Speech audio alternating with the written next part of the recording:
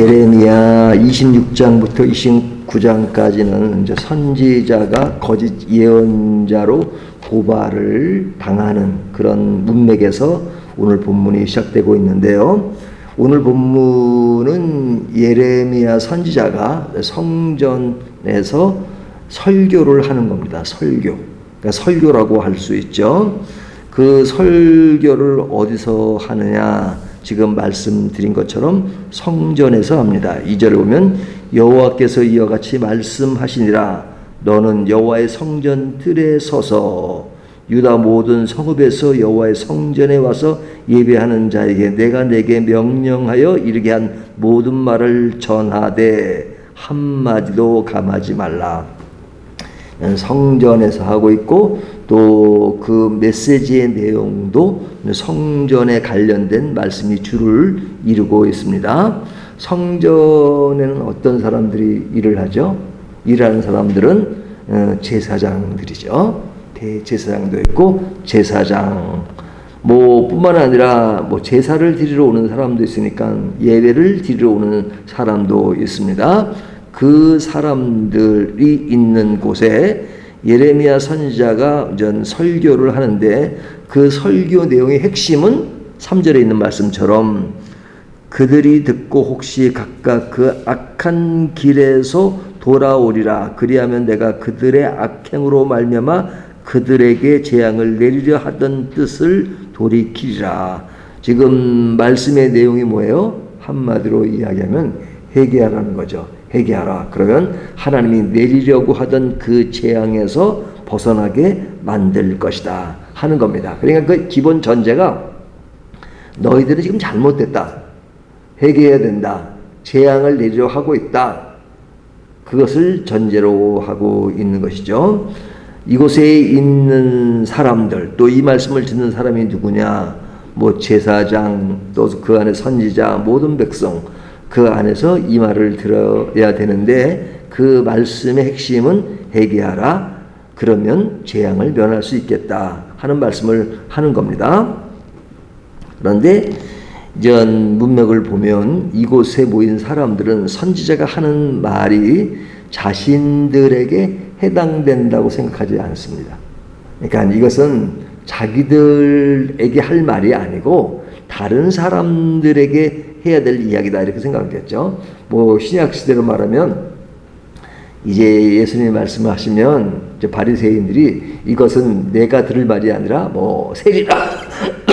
세리나 창녀들이 들어야 될 말이다. 그렇게 생각하는 것처럼 여기에 나오는 사람도 이제 그런 말을 들으려고 하지 않습니다. 왜? 지금 이것이 성전에서 이루어지는 것이니까요. 성전은 거룩한 곳이라는 그런 이미지가 있고 또 그것에 일하는 사람들은 또 특별하게 하나님과 가까이 일하는 사람들은 그런 의식이 있기 때문에 이런 사람들에게 회개하라 그리고 잘못했다 그리고 재앙을 내린다 그러면 아니 지금 누구에게 하는 얘기 또 어디서 하는 얘기냐라는 생각을 할 수 있잖아요. 그러니까 이 어떤 하나님의 범주 아래 있는 그런 생각을 하는 사람일수록 이런 메시지는 나와 거리가 멀다라고 생각할 가능성이 많습니다.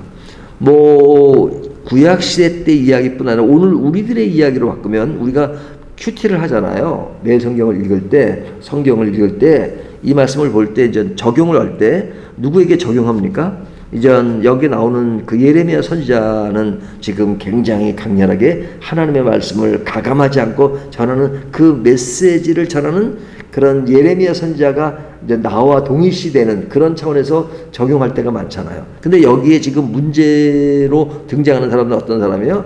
성전 안에 있는 제사장들, 선지자들, 또 거기에 사람들, 그 사람들은 재앙을 기본으로 전제하고 있는데 그 사람이 나다? 그렇게 생각하기는 쉽지 않잖아요.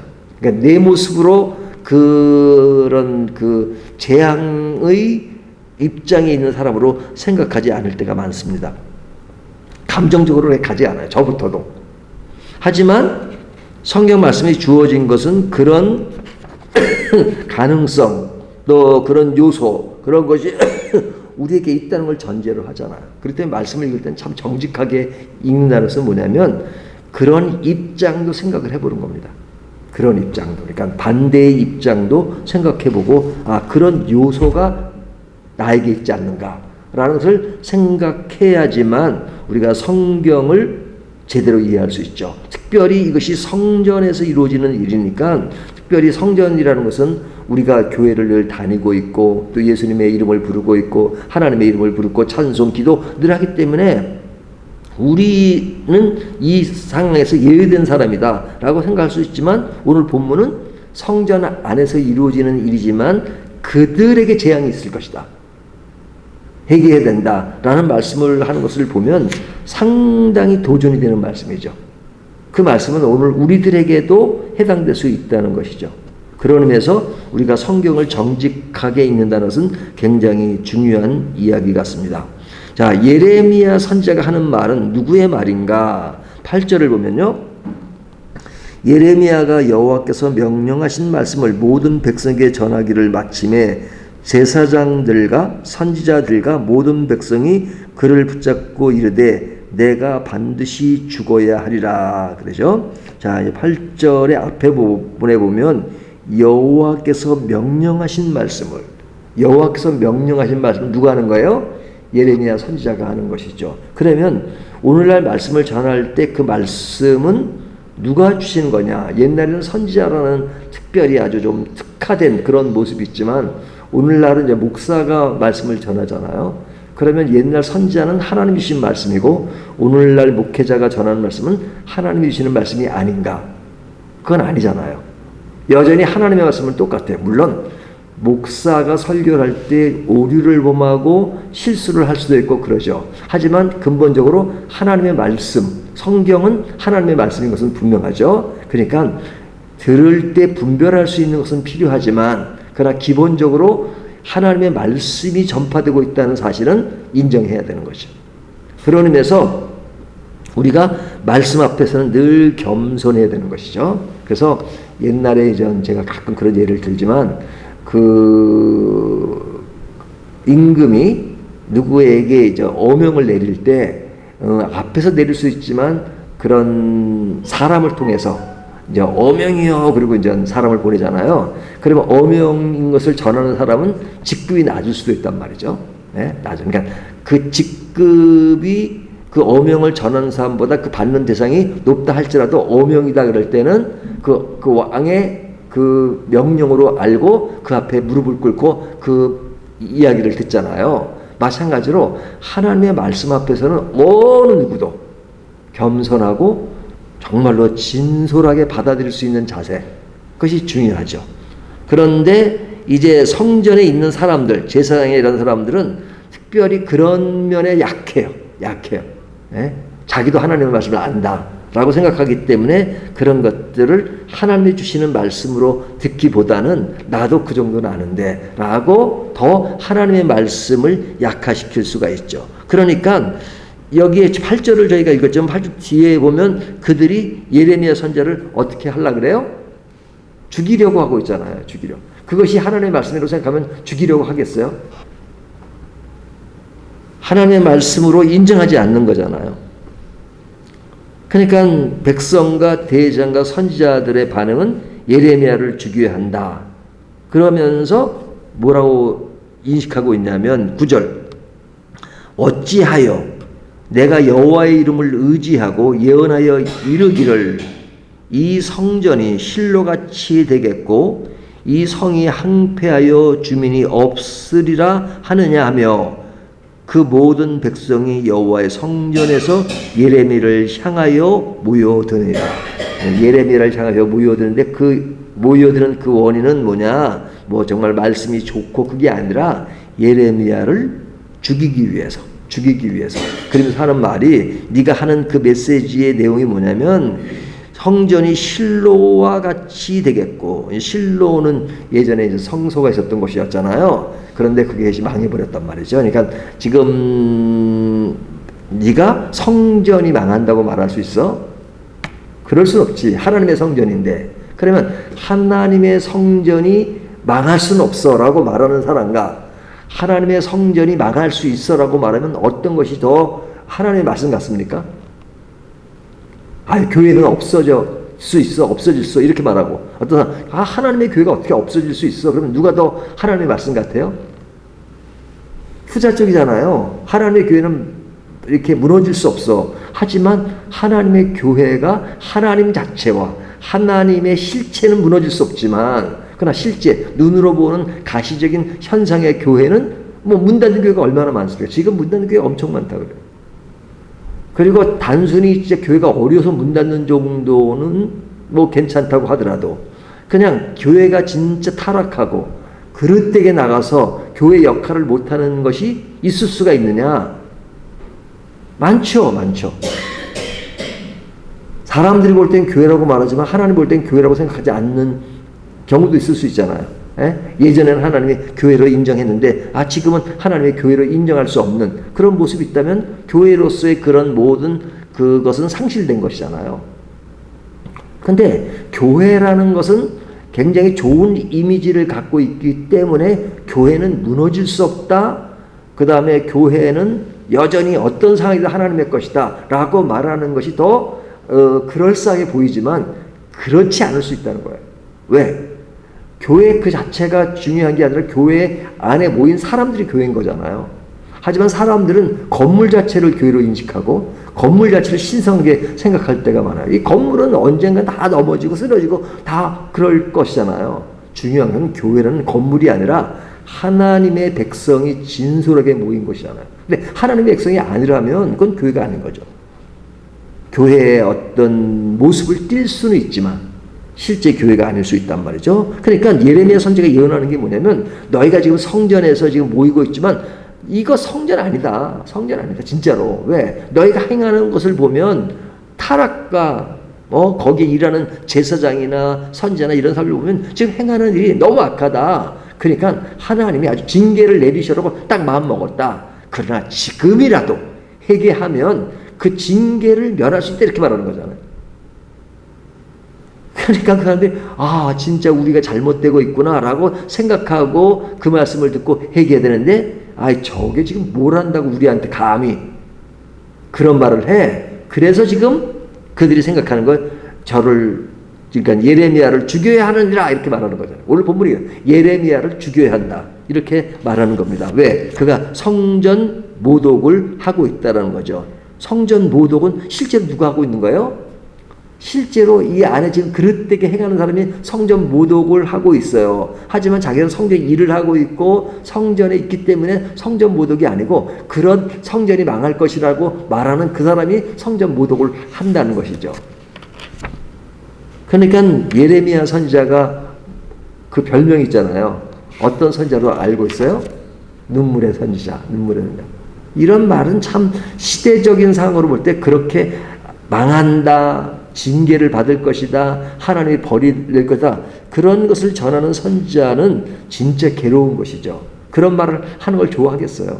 선지자도 이왕이면 좋다, 괜찮다, 축복한다 이런 말을 좋아하잖아요. 근데 하나님은 그렇게 말씀하시라고 하니까, 그러니까 성경을 보면 가감하지 말고 하나님의 말씀을 가감하지 말고 전하라 그렇게 말하잖아요. 왜? 사람들은 가감하고 싶어요.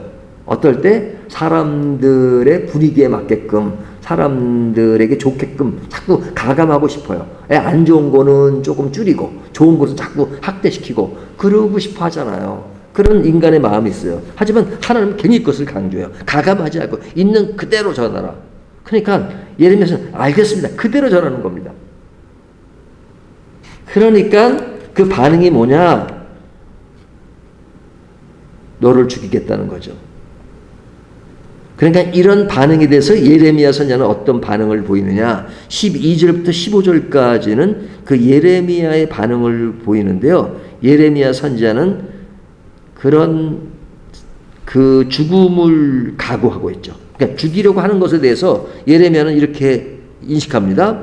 15절, 너희는 분명히 알아. 너희가 나를 죽이면 반드시 무죄한 피를 너희 몸과 이 성과 이 성 주민들에게 돌리는 것이니라. 이는 여호와께서 진실로 나를 보내사 이 모든 말을 너희 귀에 말하게 하셨습니다. 지금 기가 죽어요? 안 죽어요? 있어요?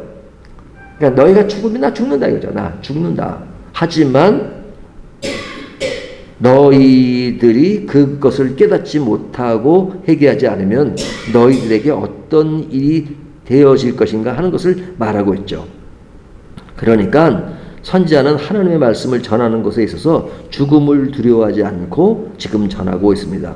끊임없이 하나님의 말씀을 전하고 있어요. 12절 예레미야가 모든 고관과 백성들에게 말하이르되 여호와께서 나를 보내사 너희가 들은 바 모든 말로 이 성전과 이 성을 향하여 예언하게 하셨느니라. 하나님이 그렇게 하셨으니까 나는 그렇게 한다라고 말하는 것이죠. 그냥 이 말씀에는 타협이 없는 거예요. 14절부터 15절 쭉 읽어보면 타협이 없어요. 타협해야 될 것이 있죠. 하지만 하나님의 말씀에 타협은 없다는 겁니다. 자, 이것이 이제 오늘 본문의 내용이에요. 그러니까 성전 안에 있는 사람이 타락되어 있음에도 자기들은 타락한 걸 모른다. 그리고 도리어 그렇게 말하는 사람을 아주 타락한 사람으로, 죽어야 될 사람으로 인식한다. 하지만 그렇게 전하는 예레미야 선자는 죽을 각오를 하고 그들과 타협하지 않고 하나님의 말씀을 전하고 있다 하는 오늘 내용을 다루는 내용이잖아요. 자, 그러면 이 말씀을 우리가 이제 적용하고 교훈을 받으면 어떤 것이냐.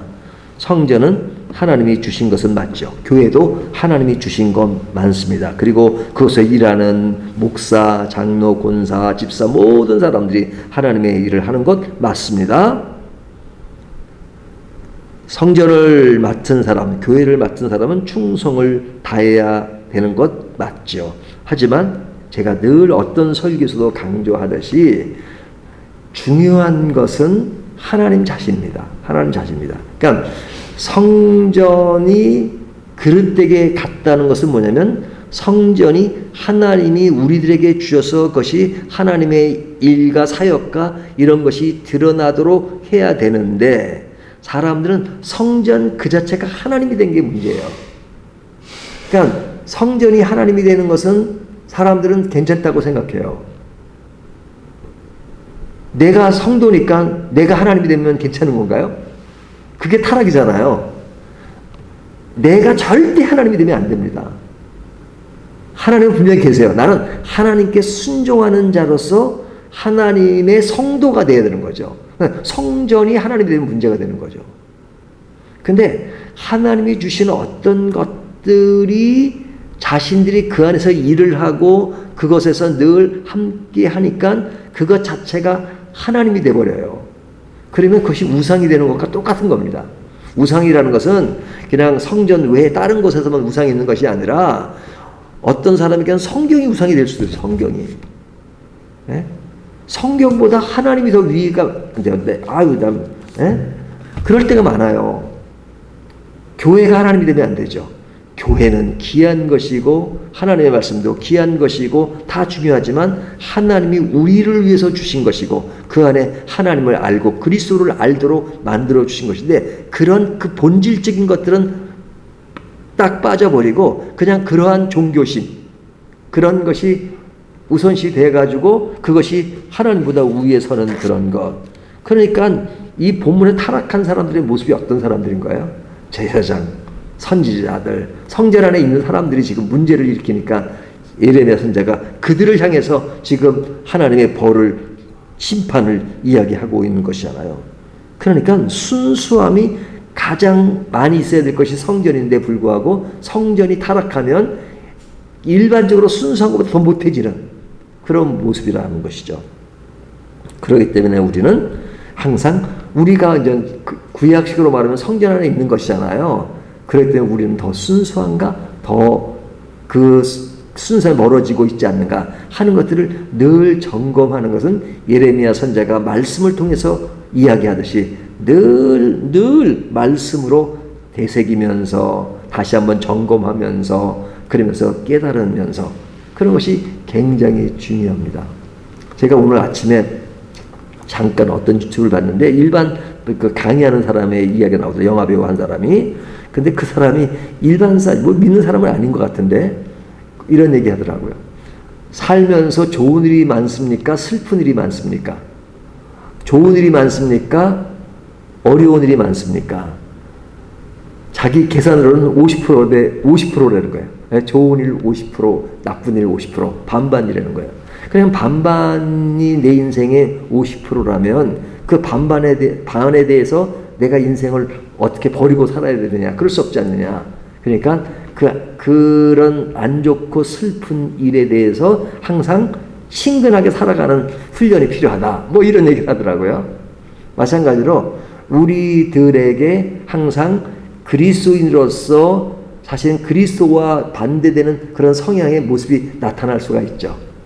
그럴 때마다 늘 우리가 좋은 예레미야 선지자의 입장에서 적용하는 것이 아니라 반대 사람의 입장에서 적용함으로써 그런 요소들이 없는가 하는 것을 점검하면서 이럴 때 우리가 그런 요소가 있기 때문에 더 하나님 앞에 충성을 다하고 더 내 자신을 한번 살펴봐야 되겠구나 하는 자세를 갖는 것이 우리에게 매우 매우 중요하다 하는 것을 오늘 본문이 교훈하고 있습니다. 이 말씀을 통해서 우리들이 더 민감하게 하나님의 말씀을 적용하는 저와 여러분이 되시기를 주님의 이름으로 축원합니다.